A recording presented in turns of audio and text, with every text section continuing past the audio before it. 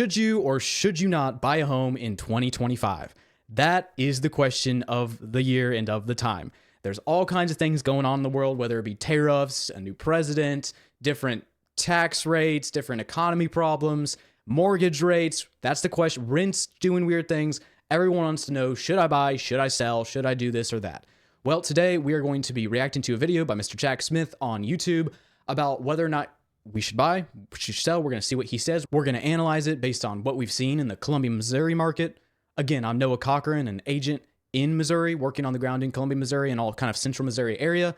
If you ever need or have questions about the market, about what you should do, whether it be buying or selling, or how much your home is worth, or if you're wanting to relocate here and find more information about this area, please feel free to reach out, find my number or email below, call me, text me, show up out of nowhere. I don't mind. Now, let's get right into the video. All right, Mr. Jack Smith, should you buy a property in 2025? Let's speed her up just a tad here, folks. Okay. Imagine it's 2027. You're scrolling through property listings, and the house that you could have bought in 2025 for $300,000 is now selling for £400,000. You had the money and you had the opportunity. He must be in England. I did not realize that. Okay, well, if he is in England, or if he's talking to Americans in general, maybe he's a Canadian. He might be Canadian. Do Canadians use pounds? That's a very good question. I don't know, but he's using pounds. Regardless, he is absolutely right there.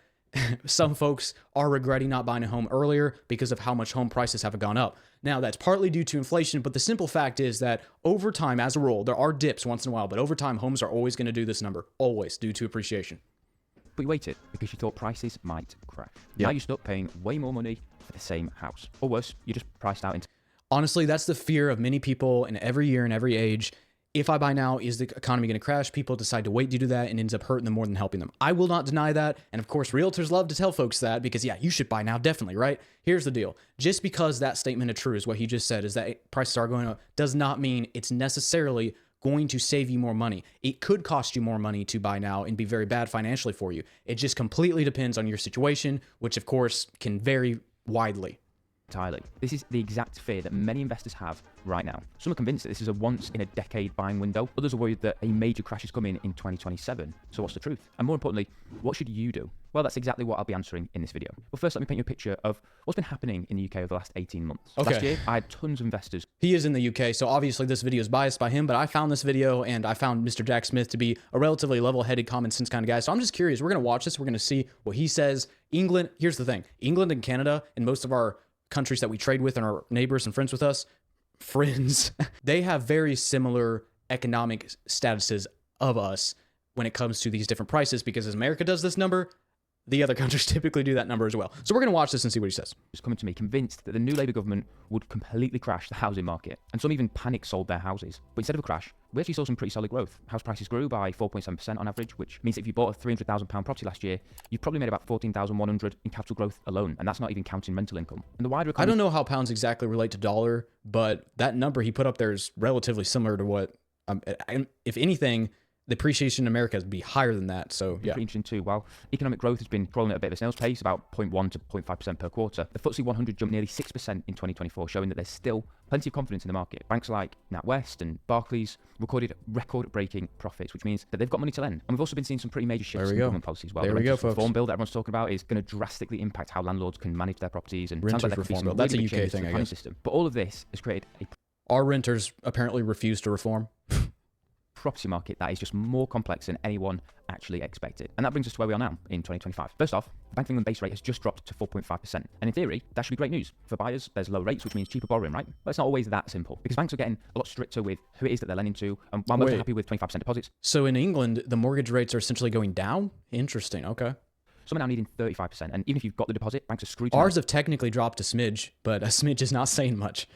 Absolutely everything. Stricter stress tests, looking at rental yields more aggressively, and in some cases, they're just straight up refusing to lend if values feel a little bit unstable. But despite all of these things... Yeah, see, apparently, so their rates, so he was talking about the borrowing rate, which is our mortgage rates, right? Apparently they had dropped in the UK, but banks also aren't wanting to lend due to this financial uncertainty, and they're not sure if they can actually afford it. So they're having similar issues. In 2025, a buyer's market, because there's more properties for sale than we've seen in years. There's more developers, investors, property entrepreneurs, house flippers than we've ever seen before, and providing more and more stock to the property market. This means that... That's definitely true for America. Like, we're continuing to see more and more builders, flippers. There's a massive amount of builders that I feel like in Columbia, and house flippers. I'm in personally contact with a lot of different investors. I used to work at full-time in residential remodeling, was actually kind of getting to house flipping myself before I started started working full-time in real estate. So yes, that's very accurate. Sellers are now having to compete for buyers and not the other way around. I'm already seeing this play out. Rightmove has just had its busiest Boxing Day ever for new property listings. More sellers are offloading homes, and for buyers, that means that there's less competition and more leverage.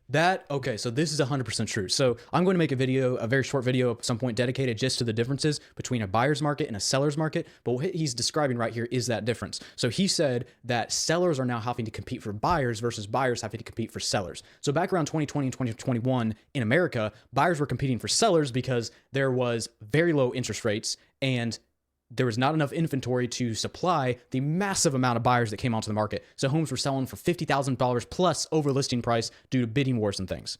Now, in a market where there is a ton of inventory and not very many buyers, I wouldn't say there's a ton of inventory in Columbia, but especially once you get to that $300 price range, $350 plus, there is a lot of inventory compared to the amount of buyers there are. So that means the buyers thus had a lot more leverage. Sellers need to sell, especially if their house has been on the market for 60, 70, 80, 90, 100 days. Then buyers have a lot more leverage to have the sellers pay closing costs, to have them decrease the price. A lot of times homes might be selling 5, 10K under at least, depending on the price range. So he's absolutely right. Buyers have the leverage in this market. That is a big pro and one that people have to keep in mind. High mortgage rates, high buyer leverage. Low mortgage rates, low buyers leverage. But does that mean prices will actually drop? Well, not really. House prices are actually expected to rise by another 3% this year, which is not a huge jump, but it's enough to make some buyers rethink waiting to buy. So with more choices for buyers and property prices still climbing, does this mean that 2025 is the right time to buy? Now, to answer that, there's something pretty important that you need to understand. When the market crashed in 2008, most people thought that it just came out of nowhere. But one economist, Fred Harrison, had been warning about it for years, and what's even more fascinating is that he predicted the 1992 crash and the one in 1974. So how is that actually possible? Well, he discovered something called the 18-year property cycle, a pattern in the housing market that has repeated itself over the last 300 years. And here's how it works. The cycle begins after each crash. Okay, I have not heard of this, so this should be interesting. And the market takes about 4 years to find its feet again. Take 2008, for example. After the financial crisis. Okay, so he's saying that it crashes every 18 years and then it takes 4 years to come back, I believe. Properly again until about 2012, in some cases 2014 in some areas. And during this phase, banks start lending again, but pretty cautiously. Confidence returns, but obviously a bit slowly. And once the market stabilizes, we enter the 6 to 7 year period of just steady growth. This is when most investors make solid, predictable profits. Between 2012 and 2019, for example, property prices consistently just increase. And not at crazy double-digit rates, but at a pretty steady and reliable pace. And during this phase, more people jump into the market as confidence grows. House prices rise gradually, but consistently, and the economy feels stable. And property looks like a pretty safe bet. But then, around the 9th or 10th year, the market has a wobble. Not a full crash, just a short downturn. You can think of it more as like a warning sign. And guess what? It happened right on schedule in 2019. House price growth slowed and buyers became a bit more cautious, and there was a brief drop in demand. But this dip didn't last long. It's the market catches its breath before the final sprint. After the mid-cycle dip, the market surges again, but this time it's different. Prices start rising faster than before, and people rush to buy because they... Interesting. This is, of course, probably a massive, massive generalization of the last maybe 100 years of housing markets, but I find this very interesting. I'm actually going to look more into this cycle he's talking about. I have not heard of this. So what he's saying is that we went into that up peak at 2020 and 2021, and I'm assuming he's now going to say we're now in that area that's going to go down and then crash a little bit, but I'm interested to see what he says. Property will only go up, only for it to then come crashing back down. And that's exactly where we are in 2025. I mean, we can already see this playing out. Prices have been aggressively climbing since like 2020, 2021. Demand is still high in many areas, and there are lots of speculations. This means that if you're buying property now, you need to be pretty careful, because if Harrison is right again, house prices will peak and then a crash will hit in 2027. And if it follows past cycles, we could see house prices drop 20, maybe even 30% in the worst hit areas, which brings us on to the question that's probably on everybody's mind. Do you buy now, or do you hold out for the crash? That depends entirely on the kind of investor that you are. If you plan to hold onto your property for 10, 15, 20, 30 years, then time in the market matters a lot less than you actually think. That's 100% true. That's exactly true, because here's the deal. If I buy now, I'm going to save money in certain areas. Now, if you can't afford it, again, you can't afford it. But if I'm going to hold on to it for 10 plus years, especially 15 plus years, it's always going to work itself out. So let's say I buy a house right now and it's worth $300,000. And let's say he's right. I don't know. No one can predict anything in this country, in this market, in this world, really. It's very hard to. And anyone that says they can, I would beware. But let's say I buy a $300,000 property, and then let's say next year, let's say in 2026, we take a 20% dip, right? As long as I've done my finances right and I know that I can survive any kind of hiccup in the market, which is always what I recommend, just to always have money saved, never push it, avoid PMI at all costs, etc., especially for higher property homes, etc., etc. So as long as I've done my math, I'll be able to outlast monetarily. However, my asset, my home, will dip, right? So let's say I bought it for $300,000, 20% less is what, like $60,000? So let's say it goes down $60,000. Let's say the value of my home goes down $60,000. Even if that happens, if I own my home for 10 years, it's just going to do this, okay? We're just going to go back up, and then we're going to back up to that peak, and that house is going to be worth much more than I bought it for in 10 years from now, no matter what dip we take. That has been the cycle of housing for the last 100 years. I highly doubt it changes unless, the apocalypse comes or something, and that would be unfortunate. Let's say you buy a house in 2025 for £300,000 and the market crashes in 2027, and the worst case scenario happens, and prices drop 20%, meaning the property is suddenly now worth £240,000. But if you fast forward 5 to 10 years, prices will Oh, he's giving the exact same scenario I did. That's funny. Funny. very likely rebound and surpass any previous highs that we've had. By 2035, the same property could be worth £400,000 or more, and if you're renting it out, your tenants will have been paying down your mortgage the entire time. So if you find a great deal in a strong location with strong rental demand, buying now could definitely still make sense, as long as your finances are solid and you're not banking on some short-term appreciation. So that's exactly right. That's exactly what I just said. Don't bank on short term. Be careful with finances. But otherwise, it's gonna go like this, and then it's gonna go like that. It's always will if you're in the market for a long time and you own that home for a long time. Now, I'm not sure if he's gonna comment on this or not, but I guess what a lot of people say is, well, hey, Noah, what if I wait? What if the market does take a price dip next year? And if I waited, then I will be able to buy that home for $50,000 less. Isn't that awesome? Well, here's the thing. There's so many factors to take in mind. First of all, it's very rarely that it just goes like that and you're able to buy. Why? Because first of all, you might have trouble buying anyway because banks may not want to lend you money. I mean, that's what happened. 2008, it was the banking problem, and then people couldn't buy homes. Homes were selling to mostly rich people, and the people that had the cash profited very highly off that. So even if you are getting it cheaper, if your finances aren't right or you can't find a bank that'll lend you money, that doesn't even matter. Plus, as I said, in a buyer's market right now where there aren't very many buyers, you will have advantages. Plus, as I said, in a buyer's market right now, you'll have advantages because there are not very many buyers. If price actually did take a dip, first of all, there's going to be, as I said, ramifications in other areas, but also you might be in a higher competition against other people, which could cause all kinds of issues. But if your goal is to flip properties or make just some quick profits, then timing becomes much more important. Yes, 100% true. That's exactly, yep. Beautifully said. If you want to flip properties, then waiting out to a small crash was to happen would be awesome. The problem is, how long are you going to wait for that to happen? If you think you can predict to an extent or follow kind of trends and use those trends to your advantage, that's awesome. But I would just always be careful about trying to predict something because I know folks that have been waiting for years and years and years for that to happen. So model suggests that prices could climb another 15% before the crash. And if that's true, you could buy at £300,000, ride the increase to 345, and then sell just before the market tanks. Now that sounds great, except almost no one gets the timing exactly right. And if you miss yeah. I mean, some folks do. I mean, there are legitimately some millionaires and billionaires who I would argue got lucky to an extent. Some folks may say it's all skill. A lot of it is skill. So if you're an investor, yeah, there's definitely more things to consider. I'm really talking more to folks that are just in the normal buying and selling property world like I am.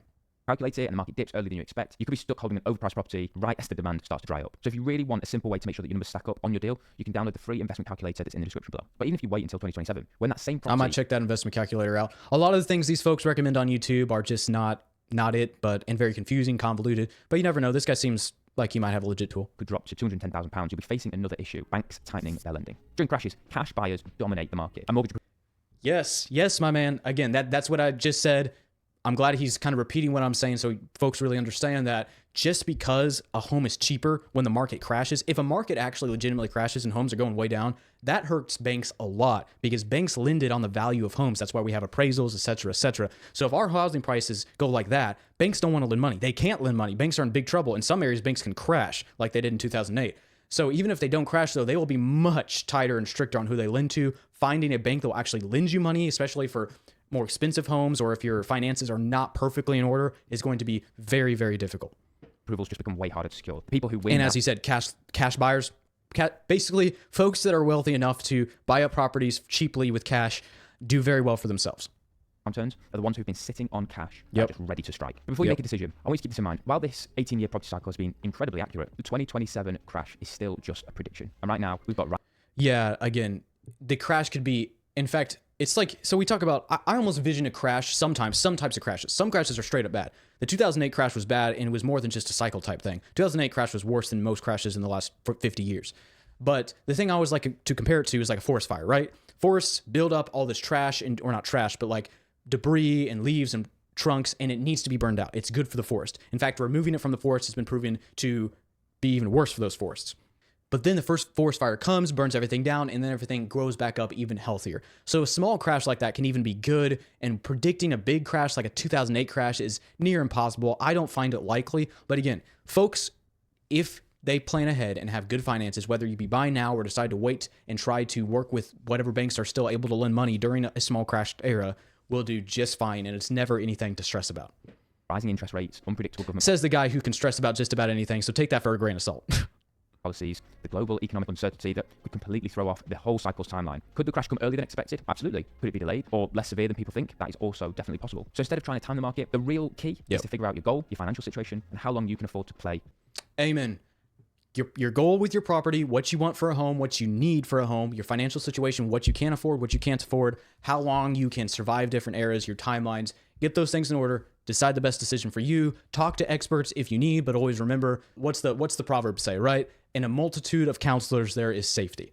Asking one realtor, you never know, you might find one biased. There's like, yeah, this is the best time to buy. You should buy now. It doesn't matter what your situation is. Usually not very good advice. The waiting game. At the end of the day, there's no one-size-fits-all answer, but the biggest mistake you can make is simply doing nothing because of fear. I mean, so many people didn't get into the property market when COVID hit, and I would agree with that. First of all, he's absolutely right. Those are the most important things. But simply doing nothing, not buying, not selling, not doing anything because of fear, if that is the reason, I do agree. Again, I'm never here to try to convince someone to buy or sell.